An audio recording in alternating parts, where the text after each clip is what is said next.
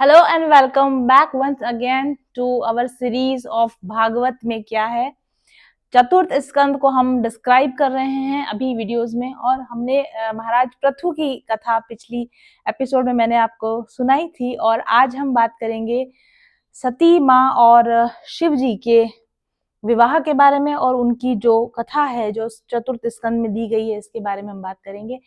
तो माता सती और शिव जी भगवान की जो कथा चतुर्थ स्कंद में दी गई है उसके अनुसार जो माँ सती हैं वे देवी शक्ति का रूप है, देवी का अवतार है, और वे दक्ष प्रजापति के यहाँ पर पुत्री के रूप में जन्म लेती हैं। दक्ष प्रजापति ब्रह्मा जी की पुत्र हैं, ब्रह्मा जी के पुत्र हैं, और प्रजापतियों के राजा उनको घोषित किया गया है। तो काफी बड़ी पोस्ट हम कह सकते हैं कि उनके पास है, और वो काफी अहंकारी हो जाते हैं, और उन्हें अपने ब्राह्मण होने का बहुत घमंड होता है, गुरूर होता है, अहंकार होता है, और वो बहुत ज्यादा वैदिक कर्म कांडों में बिहेव करते हैं। वैदिक ज्ञान में नहीं बल्कि वैदिक कर्म कांडों में बहुत ज्यादा भरोसा करते हैं, यानी बलि देना और उस तरह की जो कर्म कांड होते हैं जो निषिद्ध माने गए हैं।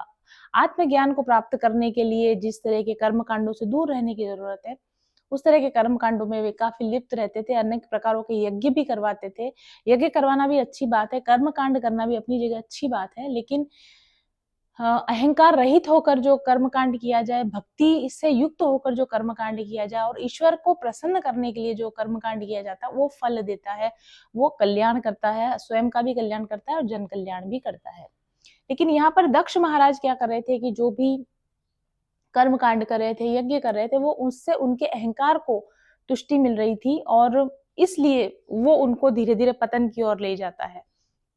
तो ये कहानी हमको इस शिक्षा देती है कि धर्म से युक्त और भक्ति से युक्त होकर जो भी पूजा पाठ साधन किए जाएंगे तो फल देंगे, और अहंकार के लिए या दूसरे लोगों को दिखाने के लिए या अपने आप को बड़ा या श्रेष्ठ साबित करने के लिए अगर आप किसी तरह के यज्ञ हवन वगैरह भी करेंगे तो उससे ईश्वर प्रसन्न नहीं होंगे, बल्कि वो आपके पतन का कारण बनेंगे। आप देखेंगे अभी आगे कैसे उनका यज्ञ और उनका धर्म, धार्मिक कार्य उनके पतन का कारण बना। तो जो सती थे वो शुरू से ही भगवान शिव के बहुत भक्त थे, और उन्होंने बहुत बहुत कठिन तपस्या करी भगवान शिव को पाने के लिए। मतलब जिसको कहते हैं अपर्णा भी कहा जाता है उनको, कभी सूखे पत्ते खाकर, कभी केवल वायु पीकर, हजारों सालों तक कठिन तपस्या करके उन्होंने भगवान शिव को पति के रूप में पहले प्रसन्न किया, फिर पति के रूप में उनको पाया। शिव और शक्ति का विवाह जो होता है वो डिवाइन यूनियन कहलाता है। ट्विन फ्लेम भी हमारे आज के मॉडर्न जमाने में शिव और शक्ति को ट्विन फ्लेम कहा जाता है, तो ट्विन फ्लेम यूनियन की तरह इसको देखा जाता है। यहाँ पर मैंने एक इंसाइट मेरी ये है कि आप अगर देखेंगे कि शिव भगवान ऑलरेडी अवेकन है, the divine masculine in this equation is already awaken. वो ऑलरेडी अवेकन है, वो ऑलरेडी अपने स्पिरिचुअल पाथ पर हैं, वो ऑलरेडी बैलेंस्ड हैं, विद इन बैलेंस्ड हैं। और जो डिवाइन फेमिनाइन है वो वर्क करती हैं, इनर वर्क करती हैं, अपनी एनर्जी को रेज करती हैं और अंततः शिव को प्राप्त करती हैं। जबकि हमारे यहाँ पर जो अभी ये ट्विन फ्लेम डायनामिक्स चल रहा है, अगर इसमें आप देखेंगे तो क्या बोला जाता है कि डिवाइन फेमिनिन इनर वर्क करेगी, फिर डिवाइन मैस्कुलिन भी पहले अनअवेकन है, पहले वो अब्यूसिव है, पहले वो 7 ऑफ स्वॉर्ड्स एनर्जी में है, पहले वो चीटिंग करता है, वो मल्टीपल रिलेशनशिप्स में रहता है, और उसके बाद में फिर जब डिवाइन फेमिनिन अपना वर्क और असेंशन कंप्लीट कर लेती है, इनर यूनियन में आ जाती है, तो उसके बाद में वो अपना अवेकनिंग करता है, और फिर वो यूनियन होती है। कहीं ना कहीं मुझे ऐसा लगता है, और भी जगहों पर अगर आप देखोगे तो फेमिनाइन एनर्जी ने इनर वर्क किया है, लेकिन मैस्कुलिन एनर्जी, जिस मैस्कुलिन एनर्जी को पाने के लिए उन्होंने इनर वर्क किया है, वो मैस्कुलिन एनर्जी ऑलरेडी अवेकन है, ऑलरेडी वो अपर हैंड पर है। अगर आप राम भगवान और सीता जी का अगर आप यूनियन देखोगे तो आप देखोगे कि सीता जी थे जिन्होंने माता जी से प्रार्थना करी, गौरी माँ से प्रार्थना करी, ठीक है, और फिर उन्होंने उनकी प्रार्थना से उन्होंने राम को पाया ना, कि राम ने ऐसी कोई भक्ति या प्रार्थना नहीं करी। लाइकवाइज अगर आप रुक्मणी के लिए देखोगे तो कृष्ण भगवान ऑलरेडी एक अवेकन मैस्कुलिन एनर्जी में थे, और माता रुक्मणी ने उनसे प्रेयर करा कि आप मेरे को वरण करो, आप मेरा, और फिर कृष्ण उनको लेने आए। तो मुझे ऐसा लगता है कि जहां जहां भी ट्रू ट्विन फ्लेम यूनियंस है वहां पर मैस्कुलिन एनर्जी ऑलरेडी अवेकन होती है, या फिर डिवाइन फेमिनाइन जब अपना वर्क कंप्लीट कर लेती, इनर वर्क कंप्लीट कर लेती है, तो वो उसको वो मैस्कुलिन मिलता है जो ऑलरेडी उससे पहले से अवेकन है। वो मैस्कुलिन उसको नहीं मिलता कि जो उसके अवेकनिंग के बाद में अवेकनिंग में आता है। That is not your divine masculine. अगर आप एक डिवाइन फेमिनाइन हो और आपको ऐसा लगता है कि आप ट्विन फ्लेम कनेक्शन में हो और आप इनर वर्क कर रही हो किसी एक ऐसे पर्सन के लिए जो अनअवेकन है और आपके इनर वर्क करने के बाद भी अनअवेकन है, मुझे मेरी पर्सनल राय है कि वो आपका डिवाइन मैस्कुलिन नहीं है। आपका डिवाइन मैस्कुलिन वो होगा जो आपके इनर वर्क करने के बाद आपको ऑलरेडी अवेकन्ड पोजीशन में मिलेगा, रेडी फॉर यूनियन मिलेगा, वो आपका डिवाइन मैस्कुलिन होगा, ना कि वो पर्सन जो कि अनअवेकन था और अनअवेकन है और उसके अवेकन होने के कोई चांसेस नजर नहीं आ रहे। That is not your divine masculine. ये मुझे इस कथा से थोड़ा सा इंसाइट मिली है। Maybe I am right, maybe I am wrong, I don't know. So anyways, Sati और शिव का विवाह होता है, वह अच्छे से हैप्पीली एवर आफ्टर वाली लाइफ जी रहे होते हैं, लेकिन फिर उसमें सती को कोई शंका होती है। वो एक अलग पर्सपेक्टिव है, रामायण का पर्सपेक्टिव है। और राम जो सती जो होते हैं, जब राम जंगलों में भटक रहे हैं, वनवास के समय जंगलों में भटक रहे हैं। अब आप ये मत सोचना कि सती पहले हो गई फिर राम बाद में हो गए। देखो, ये कल्प पर्यंत बार बार सेम घटनाएं होती है। राम के कई अवतार हो चुके हैं, बार बार राम अवतार लेकर आते हैं। तो किसी एक युग में जब राम का अवतार था, तब सती ने देखा कि ये जंगलों जंगलों में भटक रहे हैं और उनका सीता जी का अपहरण हो चुका था। तब तो वो सीता जी को खोज रहे हैं, रो रहे हैं अपनी वाइफ के लिए। तो उनके मन में ऐसी शंका आई थी कि भगवान भी ऐसा कर सकते हैं क्या, भगवान इतने कमजोर हो सकते हैं क्या।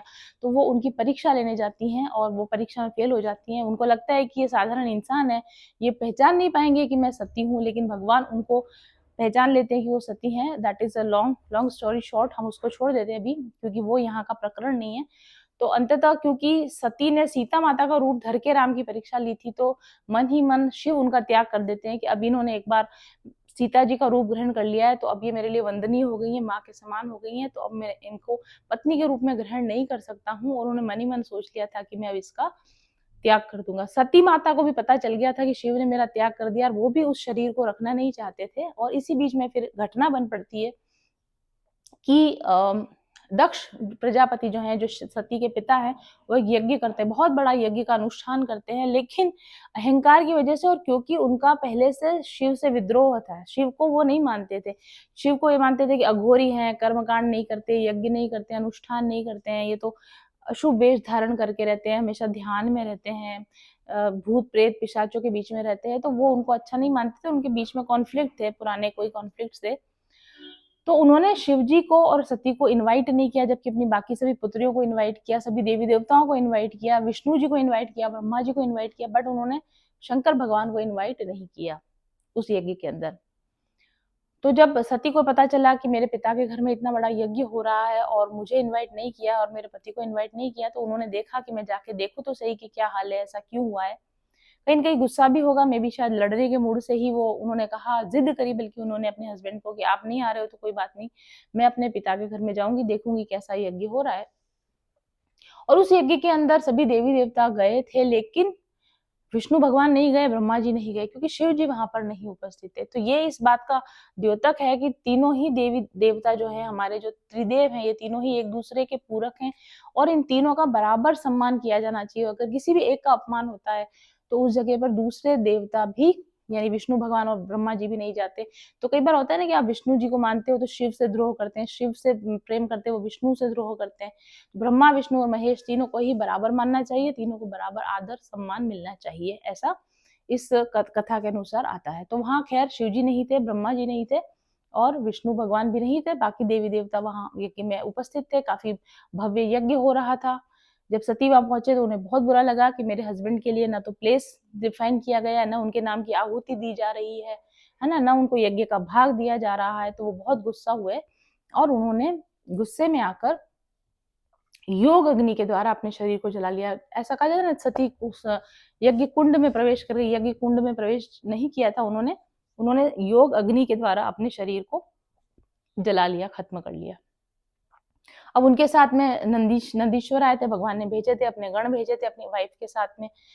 उन्होंने जब देखा कि सती माँ ने अपने आप को जला लिया, तो सारे गण क्रुद्ध हो गए, उन्होंने पूरे यज्ञ का तहस नहस कर दिया। और जो ब्राह्मण यज्ञ करवा रहे थे, जो शिव जी को भाग दिए बिना यज्ञ करवा रहे थे, तो नंदी भगवान ने, जो नंदीश्वर हैं भगवान के, जो बैल नंदी बैल होते हैं, उन्होंने ब्राह्मणों को श्राप दे दिया, ब्राह्मणों को श्राप दिया, बोला कि आप लोग जो केवल कर्म कांड में विश्वास रखते हो, आपके अंदर धर्म नहीं है, आपके अंदर भक्ति नहीं है, आपके अंदर ईश्वर के प्रति कोई श्रद्धा नहीं है और ऐसे सिर्फ आप दिखावे के यज्ञ कर रहे हो, तो तुम सब ब्राह्मण भ्रष्ट हो जाओ, तुम सबको आत्मज्ञान की प्राप्ति नहीं हो, तुम सिर्फ कर्म कांड करते रहो, लेकिन शुद्ध ज्ञान से, आत्मज्ञान से तुम वंचित हो जाओ। और ब्राह्मणों को हमेशा गरीब रहने का उन्होंने वहां पर श्राप दिया, ऐसा कहा जाता है। आप देखेंगे कि जो लोग कर्मकांडी ब्राह्मण होते हैं, मोस्टली उनके अंदर उतना विवेक नहीं होता है जितना कि धर्म और भक्ति के कारण विवेक जागृत होना चाहिए, या ज्ञान के कारण विवेक जागृत होना चाहिए, तो नहीं होता है। और फिर उसके बाद में उन्होंने पूरे यज्ञ को विध्वंस कर दिया और आकर ये समाचार शिव जी को दिया कि कैसा क्या हुआ वहां पर, और सती किस प्रकार से जलकर भस्म हो गए। शिव जी को बहुत गुस्सा आया और उन्होंने अपने जटा से एक बाल निकाल कर नीचे फेंका और उससे वीरभद्र नाम का एक रुद्र अवतार पैदा हुआ। बहुत क्रोध का अवतार, शिव जी के क्रोध का अवतार माना जाता है। और शिव जी ने उसको आज्ञा दी कि दक्ष का सिर धड़ से अलग कर दो, पूरे यज्ञ का विध्वंस कर दो, और जो भी लोग इसमें पार्टिसिपेट कर रहे थे इन सबको तुम खत्म कर दो। तो वीरभद्र ने बहुत वो यज्ञ स्थान पर जाकर उत्पात मचाया, यज्ञ का विध्वंस किया और दक्ष राज का उन्होंने सिर धड़ से अलग कर दिया। उसके बाद में शिव जी जो थे वो सती का उस जले हुए शरीर को लेकर जब वो देखते हैं उस शरीर को, तो उनको बहुत क्रोध और वेदना, विरह के कारण इतना गुस्सा आता है कि वो उस शरीर को लेकर तांडव करने लगते हैं और पूरे धरती पर, मतलब पूरे ब्रह्मांड में हलचल हो जाती है, भूकंप आने लगते हैं, सुनामीज एंड ऑल दैट। उस तरह की घटनाएं घटने, पूरा प्राकृतिक असंतुलन आ जाता है। प्रलय जैसी स्थिति जब बन जाती है, तब विष्णु भगवान सोचते हैं कि अभी प्रलय का समय नहीं आया है, तो वो उस शरीर को, जो सती का शरीर था जिसकी वजह से भगवान को क्रोध चढ़ रहा था, उसको अपने सुदर्शन चक्र से उस शरीर के टुकड़े टुकड़े कर देते हैं और किसी तरीके से भगवान का गुस्सा शांत करते हैं। सती के शरीर के कटे हुए जो टुकड़े हैं वो जहां जहां पर गिरे, धरती के ऊपर 51 स्थानों पर वो गिरे, और भी कहीं गिरे हों ब्रह्मांड में, पर जहां धरती पर गिरे उन स्थानों को शक्तिपीठ कहा गया है। और वहां पर हाई जो जियोथर्मल या जो मैग्नेटिक पावर्स होती हैं, उच्च ऊर्जा केंद्र होते हैं, वहां पर, यहाँ पर शक्तिपीठों की स्थापना की गई है। कामाख्या देवी का मंदिर, वैष्णो देवी मंदिर, ये जो बड़े बड़े शक्ति स्थल है, यहाँ पर ये सती माता के अंग कटकर गिरे हुए थे। यहाँ पर फिर शक्ति स्थलों की स्थापना की गई। यहाँ की ज्योमेट्रिक एनर्जी, जो जियोमैग्नेटिक एनर्जी होती है, वो काफी हाई होती है और इन जगहों पर योग करने या साधना करने का अधिक अच्छा और तीव्र और शीघ्र परिणाम मिलता है। तो शिव जी के क्रोध को शांत किया गया और फिर यज्ञ स्थल पर उनको लाया गया। फिर किसी तरीके से उनको मनाया गया, उनका क्रोध शांत हुआ, तब उन्होंने दक्ष प्रजापति को फिर से जीवित किया। जब फिर से जीवित किया तो उनके कटे हुए सर के स्थान पर बकरे का सिर उनको लगाया गया। मैं करता है ना, बकरा बहुत अहंकारी होता है, मैं करता है, तो उनको ये बताने के लिए कि तुम कितने अहंकारी हो, उनके सर के ऊपर बकरे का सिर लगाया गया। दक्ष को भी अपनी गलती का एहसास हुआ। उन्होंने घोषित किया कि सभी देवताओं के ऊपर सबसे बड़े देवता महादेव है। वहां पर शिव जी को महादेव की उपाधि प्राप्त हुई और फिर शिव जी, विष्णु भगवान और ब्रह्मा जी तीनों के प्रेजेंस के अंदर उस यज्ञ को फिर से कंप्लीट किया गया। दक्ष प्रजापति को अपनी भूल का एहसास हुआ, उन्होंने पश्चाताप किया, उन्होंने माफी मांगी और इस तरीके से सती और शिव का ये जो प्रसंग था यहाँ विराम लेता है हमारी भागवत के चतुर्थ स्कंद में। तो ये स्टोरी के साथ ही अभी आज का एपिसोड हम खत्म करेंगे और नेक्स्ट एपिसोड में हम देखेंगे चतुर्थ स्कंद में एक और इम्पॉर्टेंट कथा आती है जिसकी वर्णन हम किसी और वीडियो में करेंगे। Thank you very much for watching.